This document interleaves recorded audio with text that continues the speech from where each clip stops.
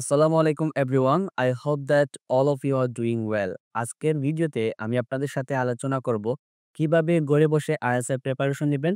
আর মূলত আজকের এই ভিডিওটা হচ্ছে কিভাবে প্র্যাকটিস করবেন। মানে আপনি রেগুলার কত ঘন্টা প্র্যাকটিস করবেন, কোন ওয়েতে প্র্যাকটিস করবেন। মানে বলা যায় যে এটা একটা IELTS এর একটা রুটিন নিয়ে আজকের এই ভিডিওটা। আগামী ৩ মাস পরে যদি আপনি IELTS এর এক্সাম দেন, তাহলে আপনার রেগুলার কত ঘন্টা পড়া উচিত? আমি বলব আপনার প্রতিদিন ৪ থেকে ৬ ঘন্টা প্র্যাকটিস করা উচিত। তো চলুন IELTS এর রুটিনটা কেমন হবে সেটা নিয়ে একটু আলোচনা করা যাক। আপনাকে ভোরে ঘুম থেকে উঠতে হবে। আপনি যদি একজন মুসলিম হয়ে থাকেন তাহলে ফজর নামাজটা পড়লেন, নামাজ পড়ে একটু হালকা লাইট নাস্তা করলেন, করে আপনি কি করলেন? আপনার স্টাডিটা শুরু করলেন। সকাল ৭টা থেকে আপনি ৮টা ৩০ পর্যন্ত আপনি শুধু লিসনিং করবেন। লিসনিং কিভাবে করবেন?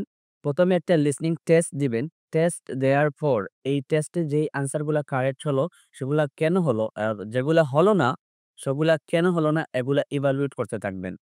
সো এগুলা ইভালুয়েট যদি করতে থাকেন তাহলে কি হবে? আপনার মধ্যে একটা সিগনিফিক্যান্ট ইমপ্রুভমেন্ট চলে আসবে। তো লিসনিং এ আপনি প্রতিদিন ১.৫ ঘন্টা সময় দিতে পারেন। আর যদি মনে হয় না আপনার লিসনিং অনেক দুর্বল তাহলে আপনি কি করবেন? একটা টেস্ট দেওয়ার পর ক্যামব্রিজের যেই ট্রান্সক্রিপ্ট আছে অর্থাৎ একটা টেস্টের যে ট্রান্সক্রিপ্ট ক্যামব্রিজের শেষের দিকে আছে এগুলা ভালো করে পড়বেন। যেই ওয়ার্ডগুলো আপনার অপরিচিত সেগুলো আপনি শিখে নিবেন। লিসনিং যদি আমরা দেই ১.৫ ঘন্টা অর্থাৎ ৭টা থেকে ৮টা ৩০ পর্যন্ত আমরা যদি লিসনিং শেষ করি, তারপর আপনি ২০ মিনিটের মতো একটা রেস্ট নিবেন। তবে এই রেস্টের সময় মোবাইল ফোন হাতে দিবেন না। তো লিসনিং মডিউল শেষ করার পর আপনি রিডিং এ ফোকাস করবেন। এবার আসুন রিডিং আপনি কিভাবে করবেন? আপনার যদি একটা ক্যামব্রিজ টেস্ট দিয়ে স্কোর আসে ১৯ থেকে ২৩ এর মধ্যে তাহলে আপনি ফুল টেস্ট দিবেন।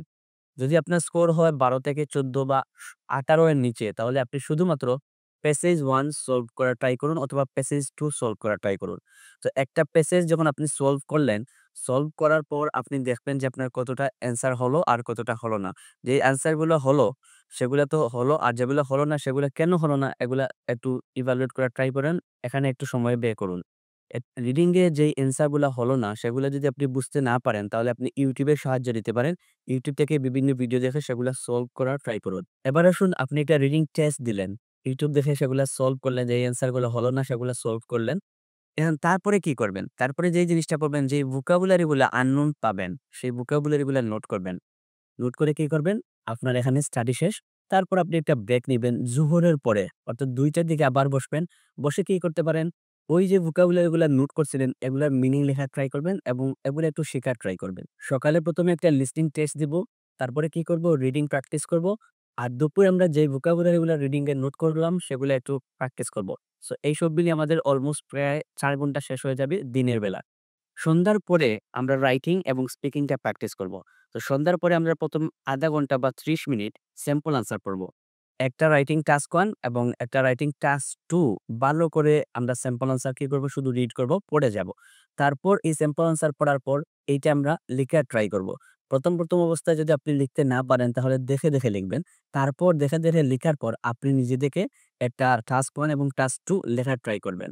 লেখার শেষে আপনার যেই ভুলগুলা হলো সেগুলা ধরার জন্য আপনি কোনো একজন টিচারের মাধ্যমে কি করতে পারেন? রাইটিং টাস্ক 1, 2 গুলা ইভালুয়েট করাতে পারেন অথবা আপনি ChatGPT ইউজ করতে পারেন। আর সর্বশেষ এশার নামাজ পড়ে আপনি কি করতে পারেন? স্পিকিং প্র্যাকটিস করতে পারেন। স্পিকিং প্র্যাকটিস কিভাবে করবেন? ১ম এ বেশ কিছু সময় নির্ধারিত কিছু টপিকসে স্যাম্পল আনসার পড়বেন। যেমন আপনি IELTS স্পিকিং এর জন্য মাকারের বইটা ডাউনলোড করে বা মাকারের বইটা কিনে আপনি প্রতিদিন ৫ টি করে পার্ট 1 এবং ৫ টি করে কিউ কার্ড প্র্যাকটিস করবেন। অর্থাৎ শুধু স্যাম্পল অ্যান্সার পড়বেন এবং তারপর সেগুলা নিজে রেকর্ড করতে পারেন অথবা অন্য কারো সাথে কি করতে পারেন? প্র্যাকটিস করতে পারেন। তো আমার কাছে সবচেয়ে ভালো মনে হয় আপনি একজন পার্টনার সিলেক্ট করুন এবং তার সাথে প্র্যাকটিস করুন। এক্ষেত্রে যদি আপনি পার্টনার না পান বা ভালো পার্টনার না পান তাহলে আপনি নিজে রেকর্ড করুন এবং সেগুলা শুনুন। আর সর্বশেষ রাতের শেষের দিকে মানে ৯টা থেকে ১০টা এই সময়টায় আপনি যদি পারেন তাহলে একটু গ্রামারটা কি করেন? শেখার ট্রাই করেন। গ্রামার বলতে যেই গ্রামারগুলা বেশি ইম্পোর্টেন্ট, যেই গ্রামারে আপনার প্রবলেম আছে সেগুলা শেখার ট্রাই করুন বা সেই প্রবলেমগুলা ফিক্স করার ট্রাই করুন।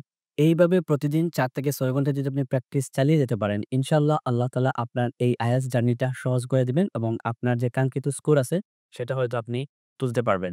ভিডিওটি কেমন লাগলো কমেন্ট করে জানিয়ে দিবেন। আমার এই চ্যানেলে যারা ভিডিও দেখতেছেন তারা একটু সাবস্ক্রাইব করে দিবেন। আপনাদের মধ্যে অনেকেই আমার চ্যানেলটা সাবস্ক্রাইব করেন নাই। So please hit the subscribe button and click the bell icon for getting new videos. Assalamu alaikum.